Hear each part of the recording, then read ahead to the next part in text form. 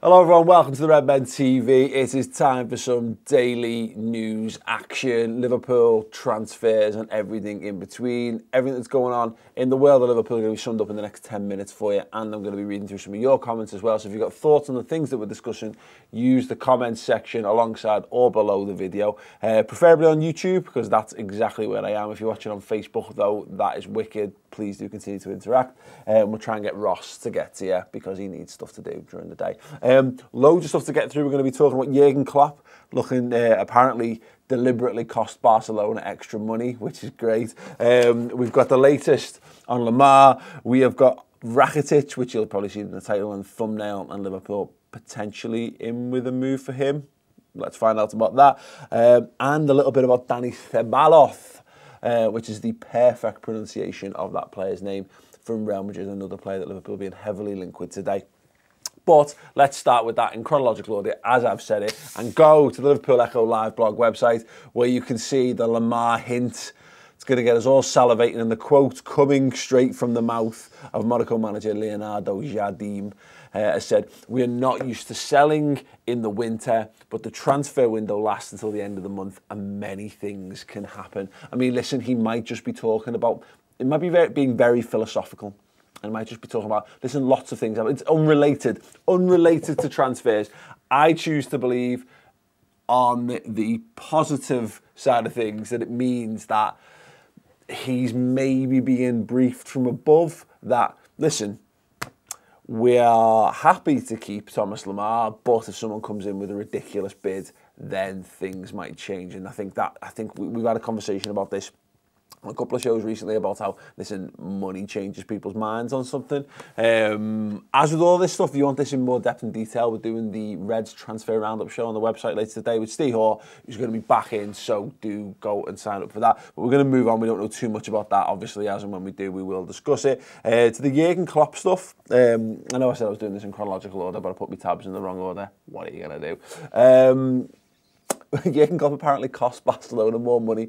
So we know that Ousmane Dembele signed for Barca in the summer for a lot of money. We know they were in for Coutinho. We know they've now got Coutinho, but that's irrelevant in this story. Raf Honigstein was on the Totally Football show, and he was quoted as saying, Dortmund revealed that they benefited from Barca's interest in Coutinho in the summer. Klopp passed on a message to them saying that Liverpool wouldn't sell, saying, don't worry, we're not selling Coutinho to Barcelona, so if they come to you looking for Dembele, be assured that they have enough money and ask for a lot of money. They signed Dembele for a lot and top that with Coutinho, so I don't know where that leaves them in terms of Griezmann. Please.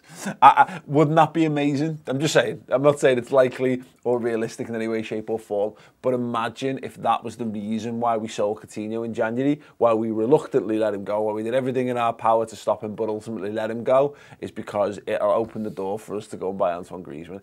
Not going to happen. Do not get excited about that in any way, shape or form.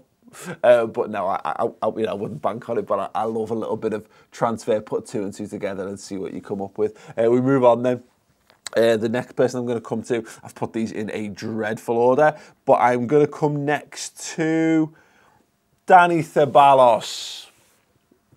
And the wonderful world of the Daily Mirror kick us off with this. They're saying he's reportedly eyeing a move to Liverpool because he's keen to work with Jurgen Klopp, which is very encouraging. So the Spanish starlet joined Los Blancos in the summer in a 12 million switch from Betis, but it hasn't worked out. He's not being played. And there's more information on this from Diario Gol. Remember the name. We're going to go over to see what they've got to say in a moment. But they're saying apparently he's got 5 years left on his Madrid deal, but he's seemingly keen to depart now in a bid to salvage his World Cup hopes. Let's go over to Diario Gol and let's see what they have to say about it. Now, obviously, it's in Spanish, but thanks to the wonderful world of Google Translate, we're going to be able to peer behind the curtain of what this incredible sporting institution's got to say about this. So, you know what? Thank you, Translate. Let's do just that. Dani Ceballos presses Florentino Perez with a last-minute offer. The Andalusian warns the president. Big space. So, Movement, the opening of the winter football market blind is removing some of the templates of several large European. The FC Barcelona and Liverpool are two clubs that will give more talk. The Catalans, who have already tried in the summer, are back in charge for the Brazilian midfielder Coutinho. We know that. At the moment, blah, blah, blah, this is obviously in the past. Anyway, it moves down. As Diario Goal anticipated this week, in the English club, they see Dani Ceballos as a clear candidate to replace the South American player. People in charge of the club of the Premier League know that Ceballos is not comfortable in the capital and they want to take advantage of the bad moment of the soccer player to take control of the services. He's not counting on Real Madrid for blah, blah, blah. Basically, the news is that he had the choice between Barcelona and Real Madrid. Barca offered him more of a role in the side. Real Madrid offered him more money. He chose Real Madrid. He's getting no game time. He's not very happy with the decision. And apparently he likes Jurgen Klopp. So again, 2 and 2 equals obvious Liverpool transfer. Let us know your thoughts on him. I know very, very little, but I will be talking about him with Steele and the Reds transfer roundup later today. So again, if you go over to the redmentv.com, so that'll be up this evening.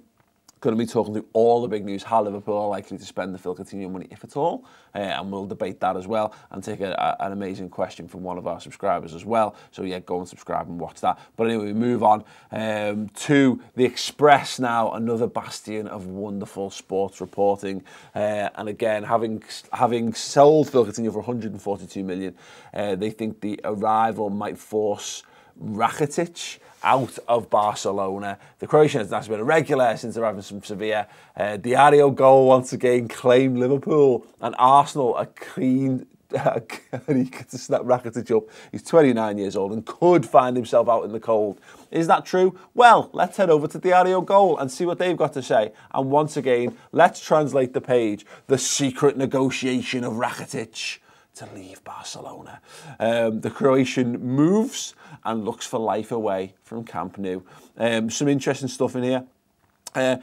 Just go down. The fact is that Rakitic is weeks since it smelled that Felipe was going to arrive now in winter, and that's why, always in an informal, unofficial way, it has started to move. At the moment, before making any decision, he wants to see what his role will be in the second round. The positive thing for the Croatian is Coutinho will not be able to play in the Champions League, so at least those matches he has already as his insurance. But there is a wonderful quote in here. In fact, actually, you know what, I missed it. I need to find this from the Dani Ceballos stuff from earlier. It was the quote of the absolute century. Let me see if I can find it.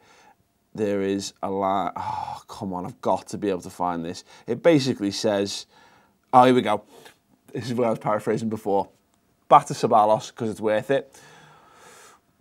Yeah, Dani is not counting on Zinedine Zidane as he expected when he chose Real Madrid and rejected Barcelona. Then the Culés offered to be a protagonist from the first day, although charging a smaller card. On the other hand, the Whites did not assure him minutes, but they put a crack payroll. Listen, whatever he wants to get paid in, it's entirely up to him. Just know with all the recent Nathaniel Klein rumours that shit won't fly at Liverpool Football Club, mate. Anyway, yeah, look, there's nothing solid in any of those things. I think you can see quite clearly from that, but inevitably Liverpool have got money to spend and it makes sense to look at. I think there'll be, there's two types of rumours. There's clubs who are lower down in the Premier League or in European competitions like the Europa League. So that would include clubs like Arsenal and Crystal Palace. Where Liverpool are trying to nick their best players, and then from the top end, your Barca's, your Reals, your Bayern Munich's, etc., of players who are on the fringe or deals might impact them and Liverpool might be in for them.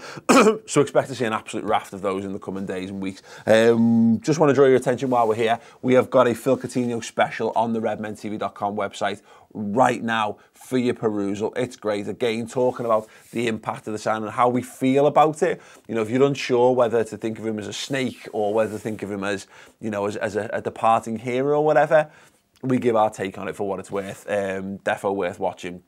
And look a little bit ahead to and talk about some of the rumours that have been linked in and around Mahrez, etc., etc. Very, very interesting stuff. And Chris has got a special podcast with Chris Williams as well, talking about the Naby Keita stuff and the likelihood of Liverpool being able to table a bid for him and get him in. Obviously, Chris mentioned it on the news yesterday. It's done now. It's up. Go to the redmentv.com, sign up. Try your free month. We've got some amazing content on there right now. And if you get past the free month and you still like it, it's just £5 a month and we do masses and masses of things. You're talking a minimum of 12 extra video shows a month and in the region of 20 podcasts a month as well. So bags of stuff, totally incredible value for money. But yeah, let's get into some of your comments right now.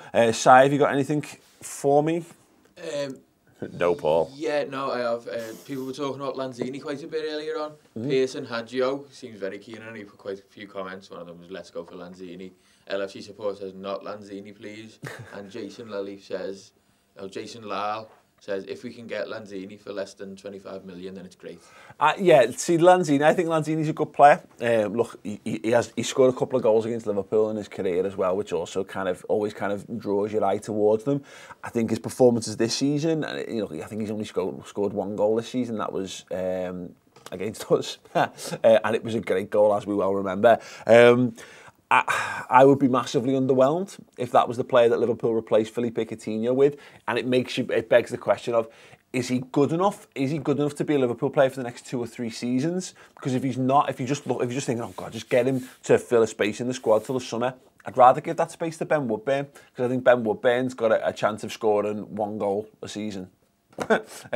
Or more, but to be perfectly honest, it might open the door for him. If we're going to get someone, I'd rather get someone that really fits. And as much as Mahrez would be underwhelming for me, in terms of league performance and league return and goals and assists, very, very similar to Phil Coutinho.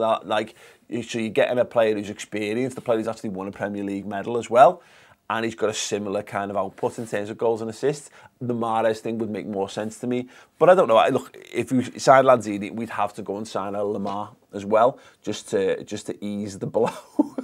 And if you're looking to ease the blow when you're signing a Premier League quality player, you probably shouldn't be signing that player. That's just my opinion on it, if nothing else. Salah, you'll never walk alone, says, fake, FSG out, FSG out, FSG out.